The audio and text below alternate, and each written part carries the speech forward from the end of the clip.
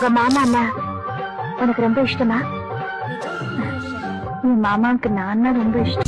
வீரபாண்டி தேரு போல தேரெடுத்த சிங்கந்தா ராமர் என்ன தர்மர் என்ன மாம மனசு தங்கந்தா மாமாவே நீ வேணும் 7 ஜென்மந்தா.